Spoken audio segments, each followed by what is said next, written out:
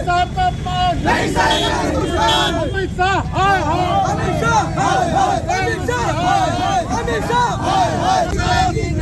मोदी शाह तेरी गुंडागर्दी नहीं चलेगी, नहीं चलेगी। मोदी शाह तेरी गुंडागर्दी नहीं चलेगी, नहीं चलेगी। मोदी शाह तेरी गुंडागर्दी नहीं चलेगी, नहीं चलेगी। मोदी शाह तेरी गुंडागर्दी नहीं चलेगी, नहीं चलेगी। कांग्रेस कार्यकर्ताओं ने केंद्रीय गृह मंत्री अमित शाह द्वारा बाबा साहेब को लेकर दिए गए बयान के विरोध में जमकर नारेबाजी की और गृह मंत्री का पुतला आग के हवाले किया। इस दौरान कांग्रेस कार्यकर्ताओं ने केंद्रीय गृह मंत्री से नैतिकता के आधार पर इस्तीफा देने की मांग की है। बता दें कि बाजपुर के रामलीला मैदान में कांग्रेस कार्यकर्ता नेता प्रतिपक्ष यशपाल आर्य के प्रतिनिधि डीके जोशी के नेतृत्व में एकत्र हुए, जहां से कांग्रेस कार्यकर्ता जुलूस के रूप में बेरिया तिराहे पर पहुंचे। इस दौरान कांग्रेस कार्यकर्ताओं ने केंद्रीय गृह मंत्री अमित शाह के खिलाफ जमकर नारेबाजी की और उनका पुतला आग के हवाले किया। इस दौरान डीके जोशी ने कहा कि केंद्रीय गृह मंत्री ने जिस तरह बाबा साहेब को लेकर अभद्र टिप्पणी की है वह सहन योग्य नहीं है। उन्होंने कहा कि केंद्रीय गृह मंत्री को तत्काल अपने पद से इस्तीफा दे देना चाहिए।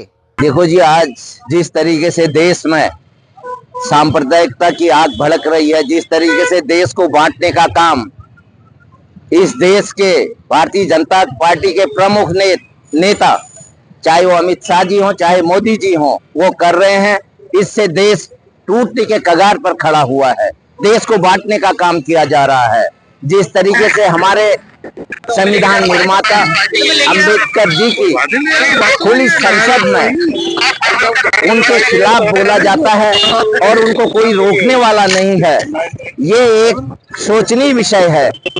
जब तक आम जनता नहीं जागेगी, जब तक आम जनता एक संदेश नहीं देगी, तब तक इन लोगों को कोई फर्क नहीं पड़ रहा है।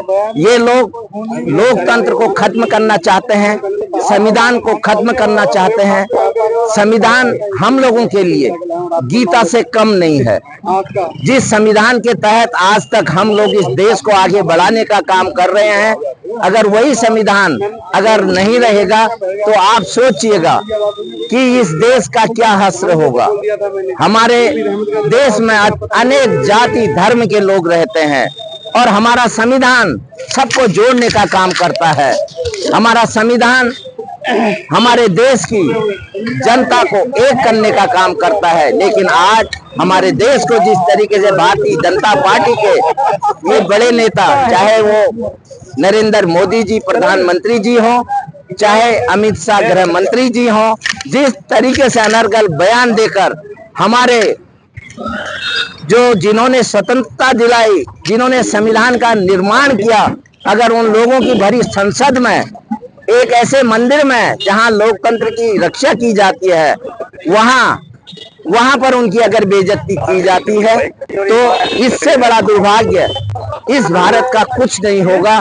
मैं यही आप लोगों से भी अनुरोध करना चाहता हूं, हमारे पत्रकार बंधु हमारी लोकतंत्र की एक शक्ति के रूप में है, आप लोगों से कहना चाहूंगा कि बढ़ चढ़कर आप लोग इस देश के लोकतंत्र को बचाने के लिए, इस देश के संविधान को बचाने के लिए अपनी निर्भीक कलम को चलाने का काम करेंगे और हम लोग सड़क से लेकर संसद तक हम इन लोगों का विरोध करेंगे जो देश को तोड़ने का काम कर रहे हैं। यही मैं कहना चाहता हूं आपसे।